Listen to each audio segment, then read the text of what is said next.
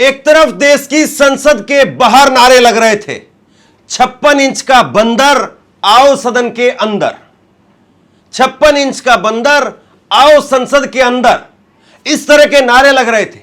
विपक्ष के नेता वो बंदर लेकर के पहुंचे थे और 56 इंच का बंदर के कह करके नरेंद्र मोदी पर हमला कर रहे थे।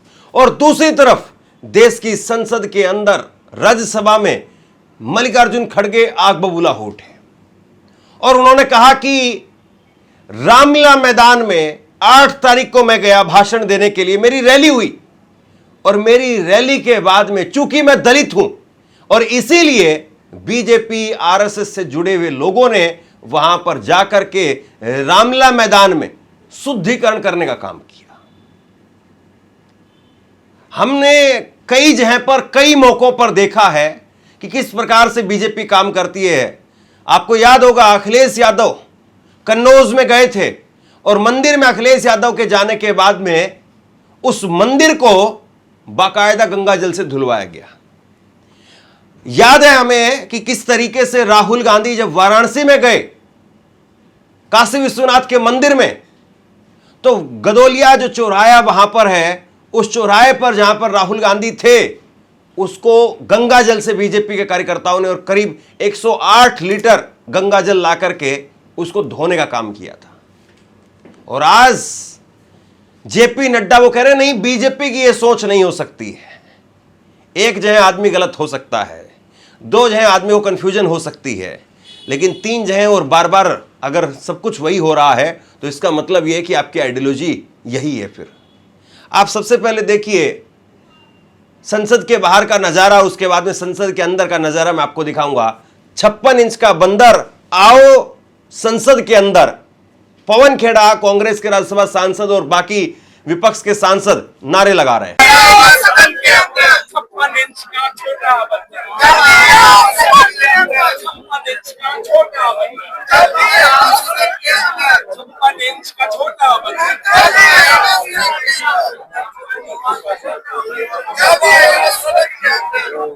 56 इंच का छोटा बंदर। अब ये सब कुछ हो रहा था संसद के अंदर और संसद में बार बार नरेंद्र मोदी और अमित शाह को बुलाने की मांग हो रही थी। चूंकि आज आखिरी दिन है और आखिरी दिन भी वो साहब नहीं आए, आखिरी दिन भी आए नहीं कि कम से कम आखिरी दिन आकर के जवाब दे पाते हैं। पूरा संसद का मानसून सत्र चला गया। लेकिन अंदर देखिए आप, मल्लिकार्जुन खड़गे उन्होंने कहा कि मैं 8 तारीख को गया था रामलीला मैदान में, कांग्रेस की एक रैली थी। ये तस्वीरें देखिए आप, ये तस्वीरें हैं 8 तारीख को, 8 अगस्त को हल्द्वानी में कांग्रेस की रैली के बाद में मंच स्थल पर हिंदूवादी संगठनों ने गंगा जल से शुद्धिकरण किया है। ये तस्वीरें हैं और ये तस्वीरें अपने आप में बहुत कुछ कहती हैं। और इन लोगों के चेहरे, इन लोगों के कपड़े पहचान लीजिए, पहचान करिए कैसे चेहरे से और कपड़ों से इनकी पहचान हो सकती है। और ये किसके समर्थक हैं? क्या ये मोदी जी के चाहने वाले हैं या फिर किसी ऐसे नेता के चाहने वाले हैं जो अपने आप में जो है वो सेकुलर है, या फिर वही खाद पानी इनको वहीं से मिल रहा है। और जब ये सब कुछ हुआ, इस तरह से शुद्धिकरण किया गया, उसके बाद में संसद में आग बबूला हो उठे मल्लिकार्जुन खड़गे।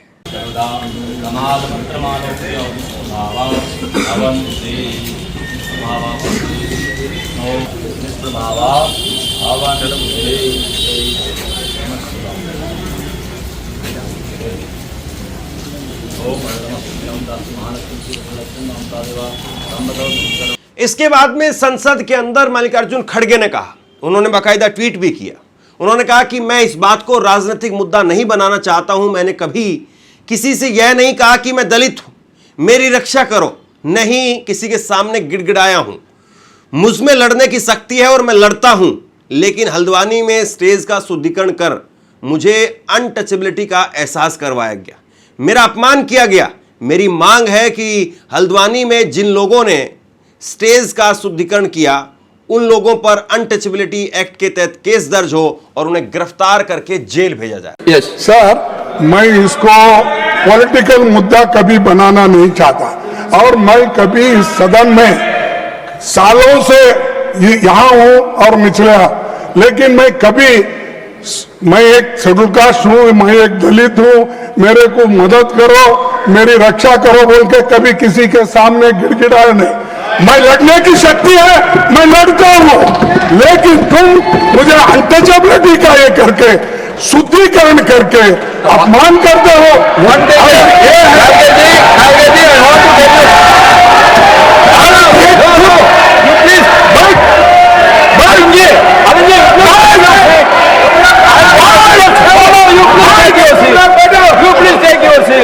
कल वो लोग बीजेपी के लोग सब मिलके हवन करके उस स्टेज का शुद्धिकरण करने का काम किए। इसके बाद में जेपी नड्डा वो खड़े होते हैं और वो कहते हैं कि मैं पूर्व अध्यक्ष रहा हूं, हमारे राष्ट्रीय अध्यक्ष यहां पर बैठे हैं। और बीजेपी के अंदर कभी इस प्रकार की सोच नहीं रही है, बीजेपी ऐसा नहीं मानती है। बीजेपी में कितने नेताओं का बयान है, या बीजेपी के कितने नेताओं का बयान है जो संविधान बदलने की बात करते थे। बाबा साहब भीमराव अंबेडकर को लेकर के अमित शाह का खुद बयान है कि जितना अंबेडकर अंबेडकर अंबेडकर अंबेडकर अंबेडकर अंबेडकर करते हैं, अगर इतना इन्होंने भगवान का नाम लिया होता तो स्वर्ग मिल जाता। ये तो अमित शाह का बयान है भाई। अमित शाह राष्ट्रीय अध्यक्ष से तो बहुत 7 समंदर ऊपर है वो। आप अध्यक्ष हैं, ये है वो है, उससे कोई फर्क नहीं पड़ता है। अमित शाह मतलब नंबर 2 बीजेपी के अंदर। तो जेपी नड्डा को एक बार आप सुनिए, वो कह रहे हैं नहीं हम ऐसा मानते नहीं है। उधर से मांग हुई बाकायदा कि माफी मांगो, आपके लोगों ने नाम लेकर के नारे लगाए हैं। लेकिन सुनिए जेपी नड्डा क्या कह रहे हैं। माननीय खड़गे जी ने कहा है, ये सच में बहुत ही दुखदाई विषय है, और ये दुखदाई सिर्फ कांग्रेस पार्टी के लिए नहीं, ये दुखदाई हम सब के लिए है।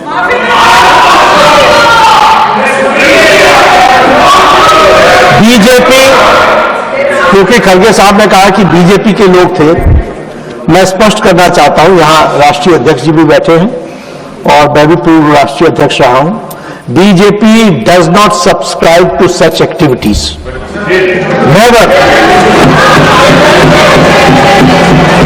लेकिन आपने कहा है हम इसकी तहकीकात भी करेंगे, लेकिन मैं आपको विश्वास दिलाता हूं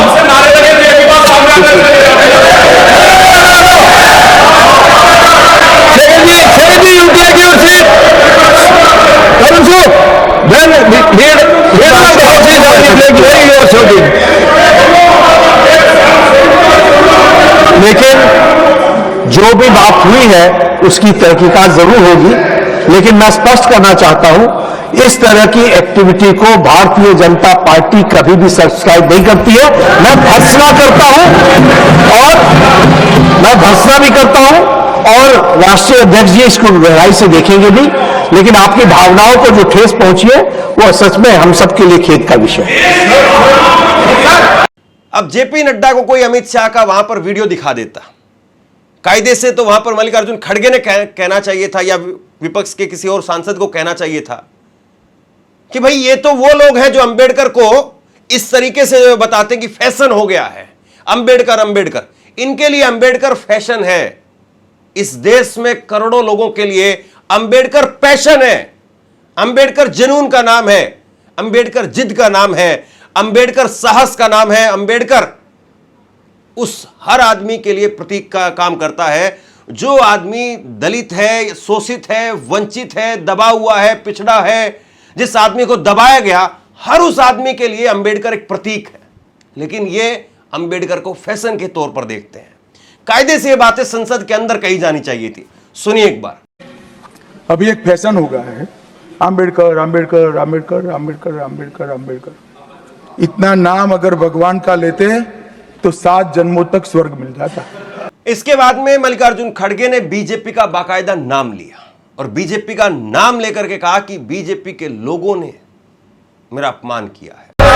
सर, बड़े दुख के साथ कहना पड़ता है, मैं हल्द्वानी में पब्लिक स्पीच में रामलीला मैदान में रामलीला स्टेज में भाषण किया और लाखों लोग वहां पर थे। उस वक्त मैंने किसी समाज का, किसी धर्म का, नाम नहीं लिया, सिर्फ मैं लोगों के समस्याओं को वहां पर बताया। लेकिन मेरे स्पीच होने के बाद कल वो लोग बीजेपी के लोग सब मिलके हवन करके उस स्टेज का शुद्धिकरण करने का काम किए। You might have read in the newspaper. This is the way in democracy. How you are protecting the constitution. That too, I am a leader of opposition.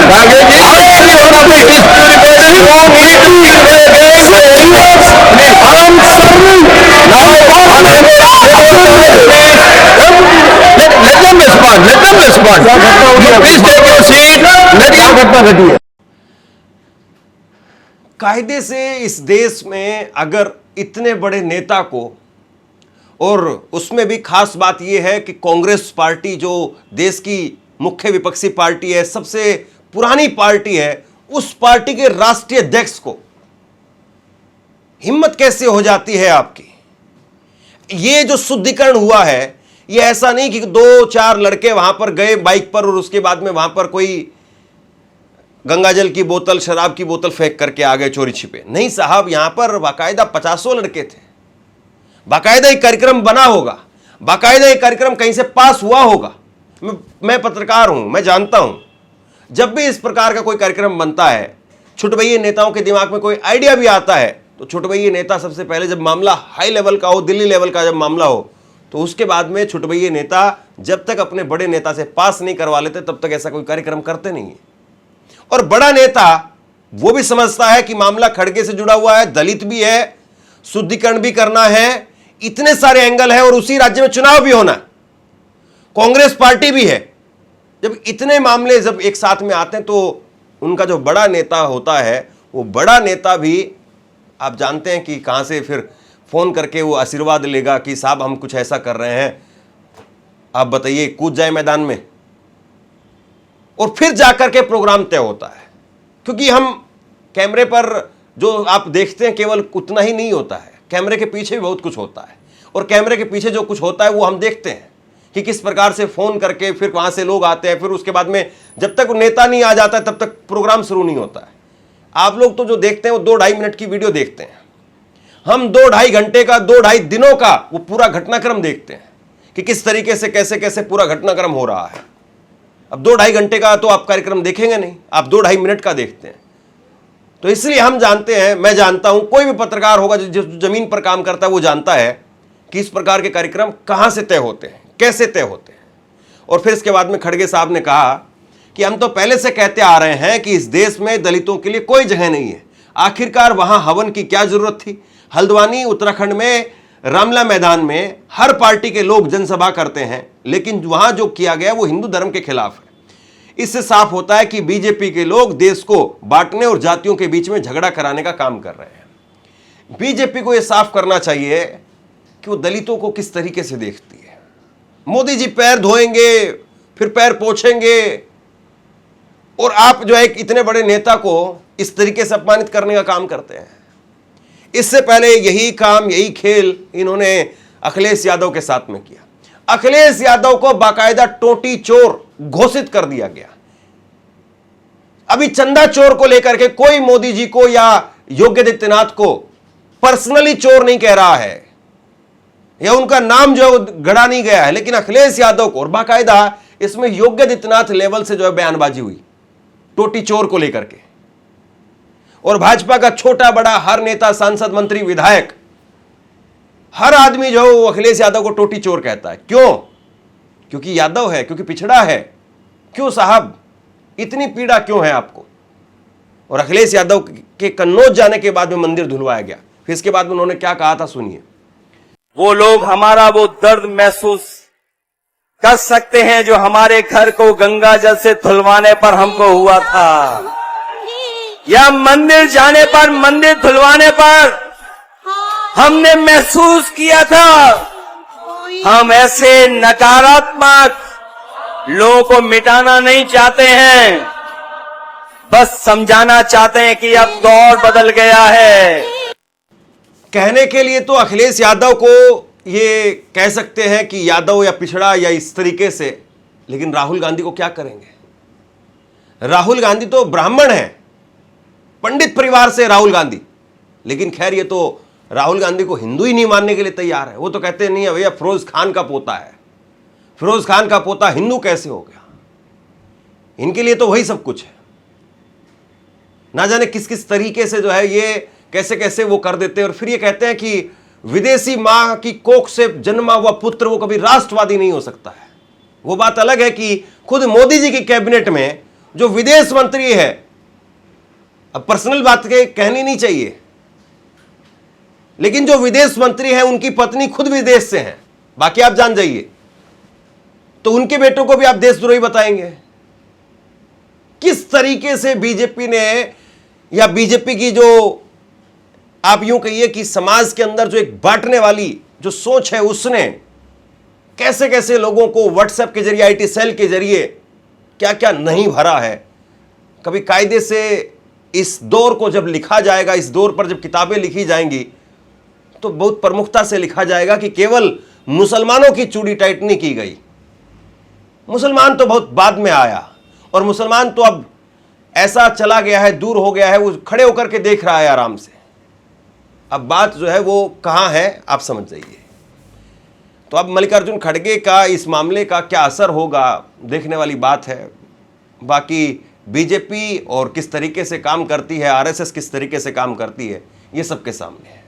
Share कीजिए इस खबर को, और आप क्या सोचते हैं नीचे कमेंट सेक्शन में लिख करके जरूर बताइए। इस वीडियो को लाइक कीजिए और चैनल को जरूर सब्सक्राइब कीजिए। शुक्रिया, थैंक यू।